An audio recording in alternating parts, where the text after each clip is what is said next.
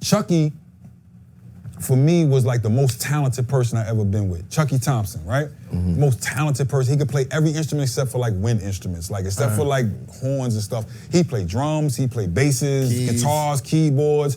Then you talking about the person that made Mary J. Blige's most important album.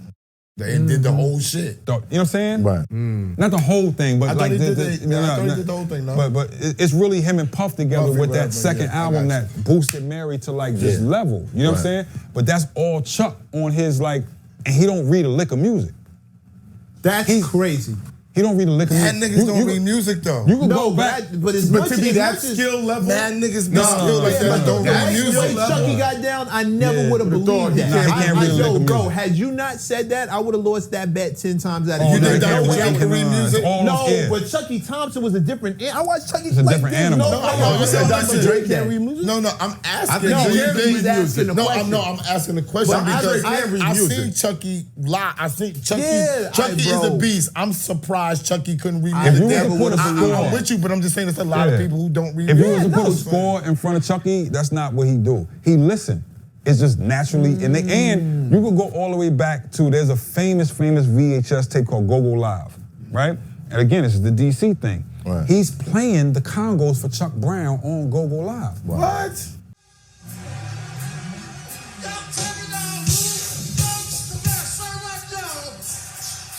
Now, let's funk with Experience Unlimited.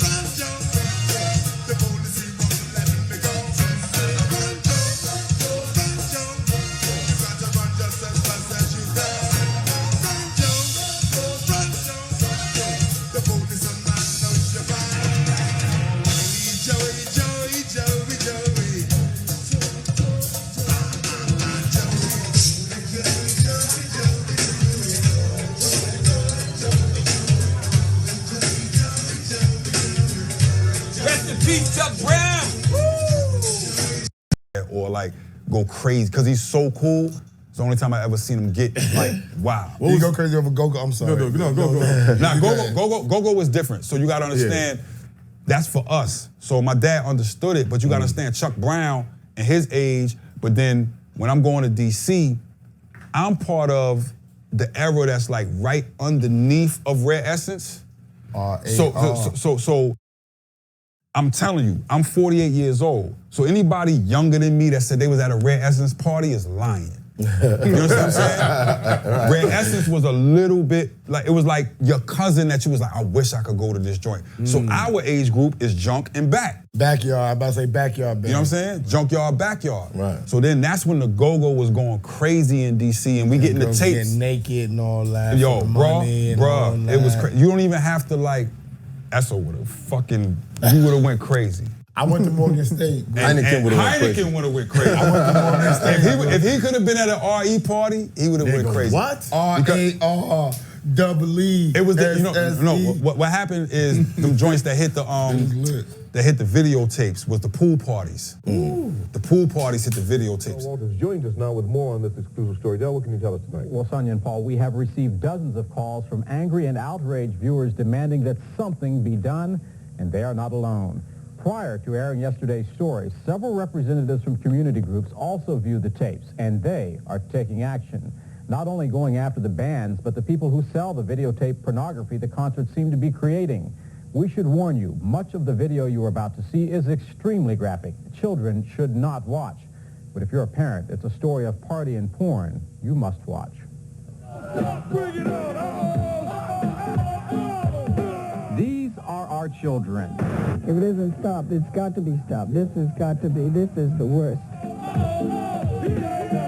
And this is somebody's daughter. Oh my God. All the boys are right there. This is disgusting. They are called go-go's, a form of music unique to Washington. But videotapes obtained by the I-Team raise serious questions about whether go-go's have gone pornographic. This suburban Maryland pool party quickly grew out of control. This young woman stripped nude and began masturbating as what appeared to be 3 uniformed members of the Maryland Park Police stood by and did nothing. The incident and another concert a week later in which police were called in to break up a near riot are being investigated. But community groups say it's not enough. And look at these people standing around. Wait. Tonight, parents groups are demanding action. Of course, they're aware of something. This isn't just happening here. This is all over the country. I understand. We showed the videos to representatives of several community groups in the area. The expressions on their faces portrayed their emotions.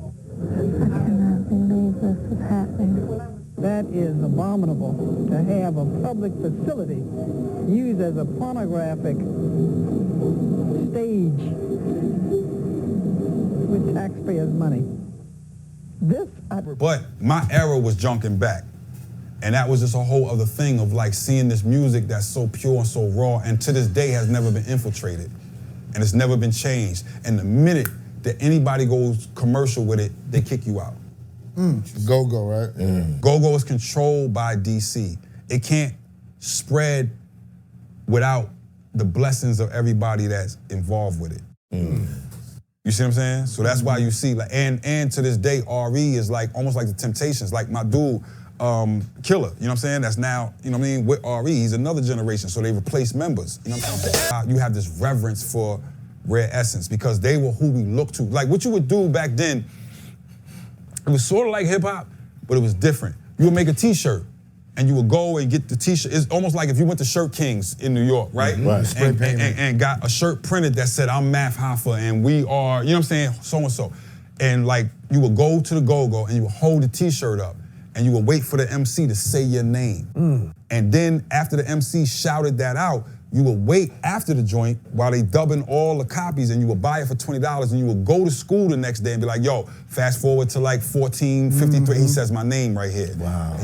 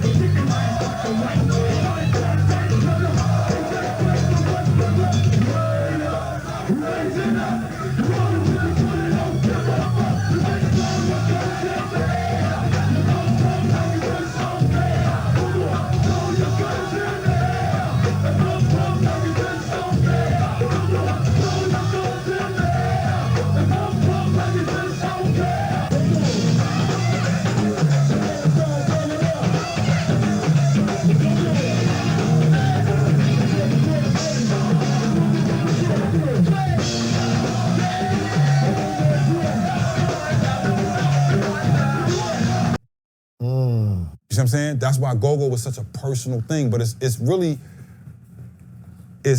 cover bands, but people that have their own record. And when I say cover bands, like they playing all the latest R&B, all the latest hip hop, all the latest everything, but in a go-go form.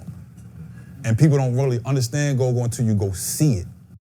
When you go to the party, it's different. You gotta go see it. It's crazy, yo. The one thing I do, what I would say is like, I wish the younger generation now in DC, they so on hip hop that I don't see a lot of younger Go-Go band. I saw, wasn't Wale trying to really bridge the gap? So Wale was like my dream. You know what I'm saying? Yeah. So I go, one of my dudes, you know, I always talk at high schools and things like that. One of my dudes was teaching at a high school, and I go to this high school to talk to the kids, and Wale walks through, and the kids was just going crazy. They was like, yo, can you do our homecoming and this and that? This is when he had Dig Dug. This is like when he was just first starting. Right. And I was like, yo, who is this kid that got the kids going crazy?